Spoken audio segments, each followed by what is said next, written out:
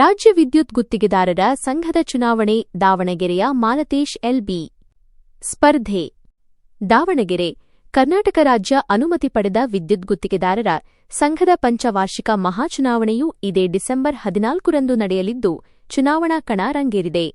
ಈ ಬಾರಿಯ ಚುನಾವಣೆಯಲ್ಲಿ ದಾವಣಗೆರೆ ಜಿಲ್ಲಾ ಅನುಮತಿ ಪಡೆದ ವಿದ್ಯುತ್ ಗುತ್ತಿಗೆದಾರರ ಸಂಘದ ಪ್ರಮುಖರಾದ ಮಾಲತೇಶ್ ಎಲ್ಬಿ ಅವರು ಗೌರವ ಕೇಂದ್ರ ಕಾರ್ಯಕಾರಿ ಸಮಿತಿಯ ಸದಸ್ಯ ಸ್ಥಾನಕ್ಕೆ ಸ್ಪರ್ಧಿಸಿದ್ದಾರೆ. ಚುನಾವಣಾ ಪ್ರಚಾರ ಕಾರ್ಯ ಭರದಿಂದ ಸಾಗಿದ್ದು, ದಾವಣಗೆರೆಯ ಬೆಸ್ಕಾಂ ಕಚೇರಿ ಸುತ್ತಮುತ್ತ ಬೃಹತ್ ಬ್ಯಾನರ್ಗಳನ್ನು ಅಳವಡಿಸುವ ಮೂಲಕ ಮತದಾರರ ಗಮನ ಸೆಳೆಯುವ ಪ್ರಯತ್ನ ನಡೆಸಲಾಗುತ್ತಿದೆ.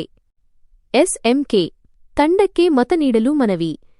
ತಂಡವು ಮೊದಲಿನಿಂದಲೂ ಗುತ್ತಿಗೆದಾರರ ಸಮಸ್ಯೆಗಳಿಗೆ ಸಕಾರಾತ್ಮಕವಾಗಿ ಸ್ಪಂದಿಸುತ್ತಾ ಬಂದಿದ್ದು, ಮುಂದಿನ ದಿನಗಳಲ್ಲಿಯೂ ಗುತ್ತಿಗೆದಾರರ ಹಿತ ಕಾಪಾಡಲು ಪ್ರಾಮಾಣಿಕವಾಗಿ ಶ್ರಮಿಸಲಿದೆ ಎಂದು ಮತದಾರರಲ್ಲಿ ಮನವಿ ಮಾಡಿಕೊಂಡಿದ್ದಾರೆ.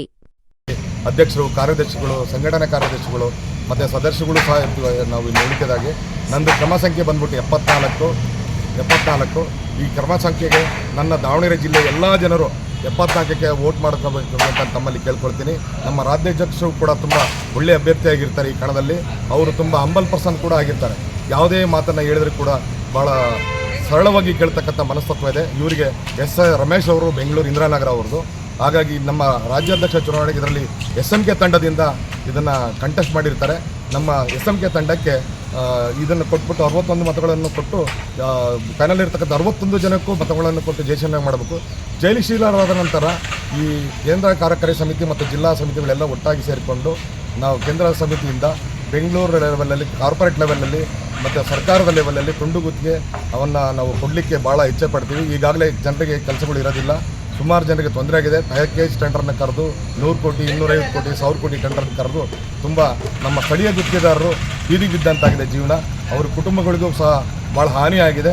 ಇದರ ಬಗ್ಗೆ ನಾವು ಗೆದ್ದಾದ ನಂತರ ಮುಂದೆ ಇದನ್ನು ಒಳ್ಳೆ ಹೋರಾಟ ಮಾಡಿ ಇದಕ್ಕೆ ಅವರಿಗೆ ಜಯ ಕೊಡಿಸ್ತೀವಿ. ಅದಾದ ನಂತರ ನಗರ ಪ್ರದೇಶಗಳು ಮತ್ತು ಗ್ರಾಮೀಣ ಪ್ರದೇಶಗಳಲ್ಲಿ ಇತ್ತೀಚಿನ ದಿನಗಳಲ್ಲಿ ಈ ಓಸಿಯನ್ನು ಒಂದು ಭೂತ ಬಂದ್ಬಿಟ್ಟು ಸುಪ್ರೀಂ ಕೋರ್ಟ್ ಆದೇಶ ಆಗಿದೆ ಅಂತೇಳಿ ಇದನ್ನು ತುಂಬ ತಡೆಯಾಜ್ಞೆ ಆಗಿದೆ. ಇದಕ್ಕೆ ಎಷ್ಟೋ ಜನರಿಗೆ ಮನೆಗಳಿಗೆ ಸರ್ವಿಸ್ ಕೊಡ್ತಾ ಇಲ್ಲ, ವಿದ್ಯುತ್ ಸರ್ವಿಸನ್ನು ಕೊಡ್ತಾ ಇಲ್ಲ. ಅದು ಕೂಡ ದೊಡ್ಡ ಸಮಸ್ಯೆ ಆಗಿದೆ.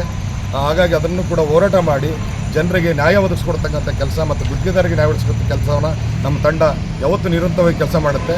ಗುತ್ತಿಗೆದಾರರಿಗೆ ನಾವು ಯಾವ ಪ್ರಾಮಾಣಿಕವಾಗಿ ಚಾಚು ಚಾಪೆ ಕೆಲಸ ಮಾಡಿಕೊಡೋಕ್ಕೆ ಇಚ್ಛೆ ಪಡ್ತೀವಿ ಅಂತೇಳಿ ನಮ್ಮ ತಂಡ ಎಸ್ಎಂಕೆ ತಂಡದಿಂದ ನಾನು ಈ ಮಾತನ್ನು ಹೇಳೋಕ್ಕೆ ಇಷ್ಟಪಡ್ತೇನೆ.